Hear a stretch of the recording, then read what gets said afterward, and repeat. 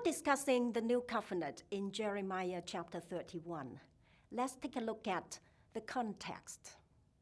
In 586 BCE, the Babylonians defeated Judah, destroyed the Jerusalem temple, and took many of the community's leaders back to Babylon as exiles.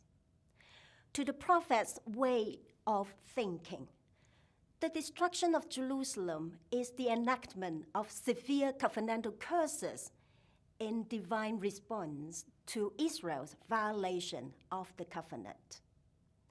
Israel's continuing disobedience demonstrates its irreversible rejection of the covenant with Yahweh. As a result, the promises of Yahweh no longer pertain. Israel is left abandoned into the hands of the Babylonians without the attentiveness or protection of Yahweh. However, in the midst of that dreadful circumstance of divine abandonment, an unexpected, inexplicable eruption of prophetic poetry emerges. It turns out that determination of covenant is not Yahweh's final word to Israel.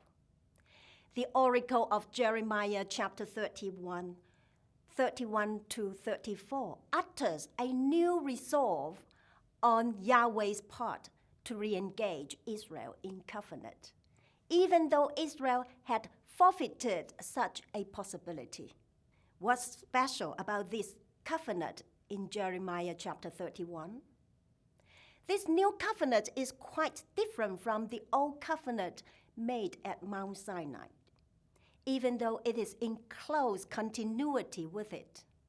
Unlike the old covenant of Sinai, the new covenant is unilateral on the part of Yahweh.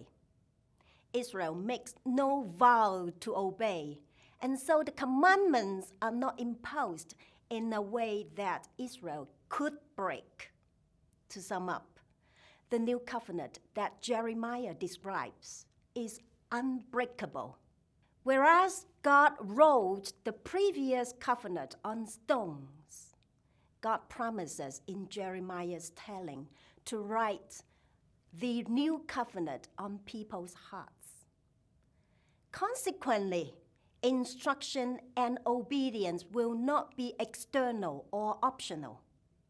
The commandments engraved on the hearts of Israel elicit willingness for glad obedience that had been absent in the past. This new initiative, moreover, is grounded in the readiness of Yahweh to forgive all of Israel's offense. That divine readiness is matched by an anticipated readiness of Israel now to obey the commandments that are so intimately inscribed inside every person. Jeremiah describes this changed behavior as knowing the Lord. The renewed relationship will be all-inclusive, from the least of them to the greatest. Simply put, all will know intuitively that I will be their God, and they shall be my people. As Jeremiah 31:31 reads, days are surely coming. The timing of this new covenant is indefinite, but God's promise stands behind it. 4 times in 4 verses we read, says the Lord. This covenant will include both the house of Israel, that is the northern kingdom, which had been exiled a century and a half earlier, and the house of Judah, that is the southern kingdom. And what about the new covenant in other biblical books?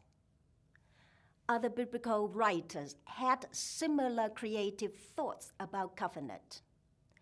The author of Genesis wrote of an everlasting covenant made with the family of Noah and with Sarah and Abraham in Genesis chapter 9 and chapter 17.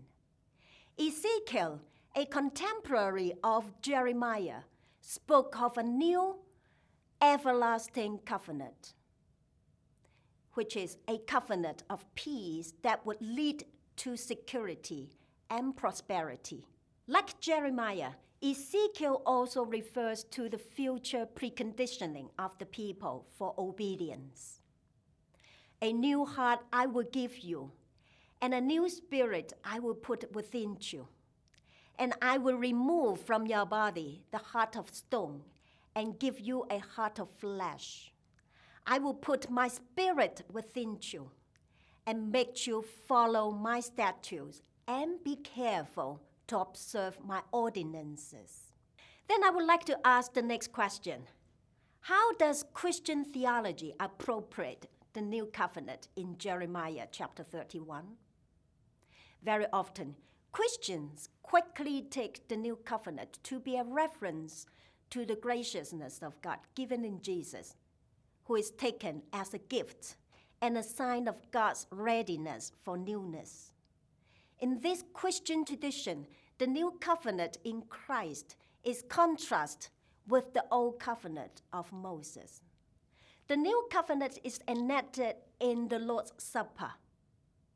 Hebrews chapter 8, verses 8 to 12 quotes Jeremiah's oracle with reference to the new covenant enacted through Jesus as the Christ. In this biblical context, however, Jeremiah's oracle is in no way an anticipation of what became the claim made in Christian tradition.